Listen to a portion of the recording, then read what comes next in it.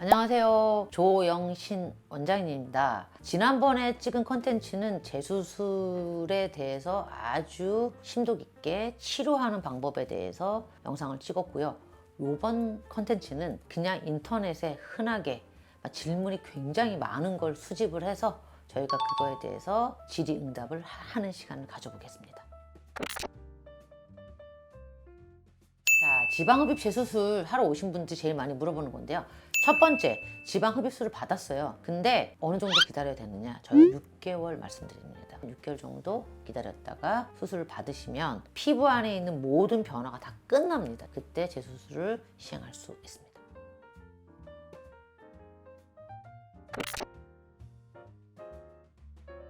다 할 수 있습니다. 만약에 내가 위에 팔뚝 너무 얇게 뽑아가지고 팔이 너무 이상해져. 그래가지고 아래 팔뚝 뽑으러 오시는 경우도 있고, 허벅지만 너무 많이 뽑아가지고 무릎이 튀어나온 경우도 있어요. 그럼 무릎만 뽑으러 오신 분도 있고요. 허벅지만 너무 많이 빼서 종아리만 튀어나오신 분들, 그런 분들 다 시술이 가능합니다. 어떤 부위도 다 시술이 가능합니다. 그러니까 재수술을 할 때 지방을 채취하잖아요. 그러면 거기도 역시 마찬가지로 흡입이 완벽하기 때문에 뭔가 붓기가 없죠. 이식을 했어요. 이식한 부위도 지방층을 잘 찾아서 잘 넣었어요. 당연히 배액관이 필요 없죠. 저는 모든 시술은 배액관이 아예 없습니다. 흡입을 하든 이식을 하든 재수술을 하든 배액관은 절대 필요 없습니다. 성공률에 대한 얘기가 되게 중요한 것 같은데, 저는 그래요. 환자분의 팩터가 있고 의사의 팩터가 있습니다. 의사의 팩터는 뭐냐면 흡입을 할 때 지방을 완벽하게 잘 뽑는 스킬, 그다음에 이식을 할 때 지방을 깨지지 않게 뽑는 스킬, 그리고 줄기세포를 이용해서 완벽하게 지방을 넣는 스킬, 그리고 피부 탄력까지 좋아지는 스킬, 그다음에 흉터까지 없애는 스킬 있으면 일단은 성공합니다. 그래서 의사의 팩터에는 실패할 이유가 없습니다. 그러나 환자분의 팩터는 있습니다. 예를 들면 흡연을 한다든가, 수술했는데 담배를 펴요. 지방 이식한 거 다 죽습니다. 그리고요, 잠을 너무 안 자. 막 새벽에 계속 깨어 있어. 그러면 생착할 지방, 그러니까 혈관이 자라서 지방이 자라는 시간이 있거든요. 그런 것들을 다 방해한다면 당연히 실패할 수 있고, 또 한 가지는 스트레스 호르몬이 너무 많이 나와요. 스트레스 호르몬이라는 게 많이 나오면 지방 이식한 지방이 혈관에 자라지 않아요. 자, 스트레스 호르몬이 가장 대표적인 게 콜티졸이거든요. 콜티졸이 나오면 말초 혈액 순환 자체가 떨어집니다. 그래서 지방 이식한 지방의 혈관을 자라는 걸 방해합니다. 그래서 너무 심한 스트레스를 받는 경우도 실패 요인이 될 수 있습니다.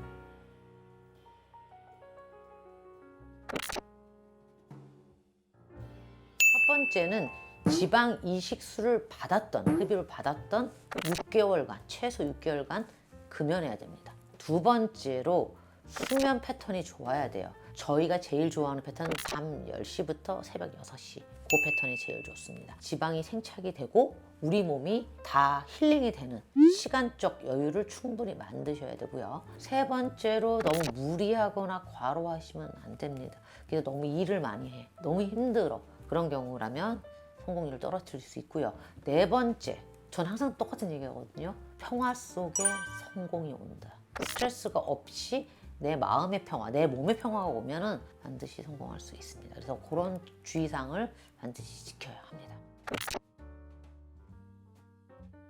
흡입 같은 경우는 그냥 빼면 되잖아요. 내가 원하는 부위를 지방을 다시 뽑아내서 예쁘게 만들면 평생 유지되는 거고, 지방 이식을 했어요. 함몰 부작용이 생기고 울퉁불퉁했어. 거기에 지방을 넣었단 말이에요. 그럼 이 지방이 살아남아요. 그걸 생착이라고 하는데, 이 지방은 영구적으로 살아남습니다. 그래서 영구적인 시술입니다. 저 같은 경우는 흡입술이나 재수술이나 회복기간은 똑같습니다. 뽑을 때 뭔가 붓기가 없이 지방층만 뽑아내게 채취를 하겠죠. 그러면 당연히 회복기간이 없고요. 이식한 부위도 지방을 얇게 잘 넣어서 잘 넣어주면 뭐 회복기간 특별히 없습니다. 그래서 흡입 초기 지방 흡입을 하던 재수술을 하던 회복기간은 특별히 없고 다음 날부터 바로 일상생활이 가능합니다. 물론 지방 이식술을 받은 경우에는 생착이 되는 기간 3개월간의 다이어트라든가 운동이라든가 하지 않으셔야 잘 생착할 수 있습니다. 지방층을 뽑아낼 때 어차피 여기는 신경을 할 건 없거든요. 채취할 때 통증이 없어요. 그러니까 어차피 여기도 안 아파요. 이식한 부위는 당연히 그냥 쭉 깔아줘가지고 지방을 들어갔겠죠. 손상이 없이 지방을 넣었는데 어떻게 아프겠습니까? 그러니까 안 아픕니다. 그러니까 재수술도 똑같이 안 아픕니다. 지방흡입 재수술도 역시 마찬가지로 초기 흡입과 똑같이 흡입 양의 제한은 없습니다. 하루에 저희가 최대 5000cc까지 뽑아낼 수 있기 때문에 제한 없습니다. 저는 그냥 평상시 몸무게를 유지하고 오시는 거를 가장 많이 권해드립니다. 그래야만 안정적으로 지방 흡입을 하던 지방 이식을 하던 다 안정적으로 치료가 가능하기 때문에 굳이 몸무게를 늘리고 올 필요도 없고 굳이 빼고 올 필요 없습니다. 그냥 자기 몸 상태 편안한 상태로 오셔서 치료받는 걸 권해드립니다. 살을 빼려고 노력을 해서 먹는 다이어트 제제 당연히 피해야 되고요. 그 다음에 2주 전에 먹는 아스피린이라든가 출혈을 유발시킬 수 있는 그런 약물들이 있어요. 비타민 E 이런 거 그런 약물은 피해야 됩니다.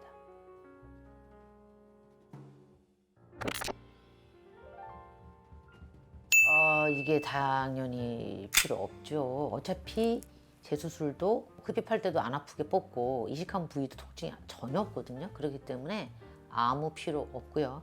본인이 직접 다 할 수 있고요. 워크인 워크아웃 보호자나 헬퍼 필요 없습니다. 사실 운동 같은 경우는 흡입을 한 사람들이 있잖아요. 그냥 단순히 흡입만 하신 분들은 다음 날부터 똑같이 운동해도 돼요. 그래서 저희는 이제 2주 정도 가벼운 운동 하시고 2주 후부터는 요가나 필라테스 하시고 한 달이 지나면 과격한 운동 다 해도 된다. 이렇게 말씀드리고 이식을 한 경우 3개월간 다이어트나 운동을 금해야 됩니다. 그래야 지방이 생착될 때까지는 운동을 하지 않는 것이 좋습니다.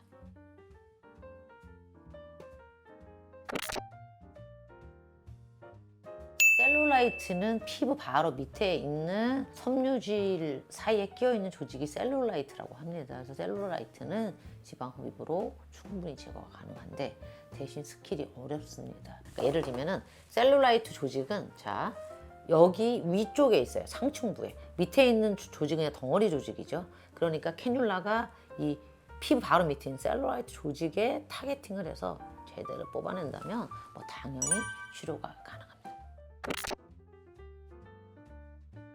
보통은 수술하고 나서 2주 뒤에 실밥 제거하러 오시고 그 다음에 3개월 뒤에 어느 정도 생착이 됐는지 결과를 체크하러 오시면 됩니다. 그래서 한 2번 정도 오시고 만약에 흉터 치료를 원하신다면 흉터 치료 목적으로 병원에 방문할 수는 있습니다.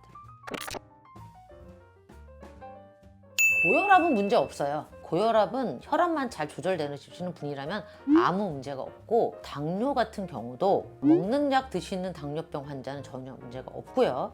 물론 인슐린을 맞는다 하더라도 헤모글로빈 A1C 수치가 중요합니다. 헤모글로빈 A1C 수치가 정상 범위 내에 있거나 정상에 가깝다면 인슐린 주사를 맞으신 분도 충분히 치료가 가능합니다. 자, 이제 마지막으로 지방흡입 재수술에 대한 이제 Q&A를 진행을 했는데 사실 지방흡입 재수술을 안 하는 게 제일 좋죠. 그런데 실패를 했다. 물론 고칠 수 있습니다. 그러나 초기 수술을 누구한테 받느냐, 어떤 의사한테 받느냐가 중요하기 때문에 흡입 수술은 도핑이 아닙니다. 의학입니다. 의술입니다. 그래서 신중하게 선택을 해서 병원 선택을 잘 하셔서 성공적으로 치료를 받으셔야 합니다. 지금 요즘 엄청나게 날씨가 좋고 꽃도 막 피고 있어요. 좋은 봄날 지내시기 바랍니다. 이만 안녕.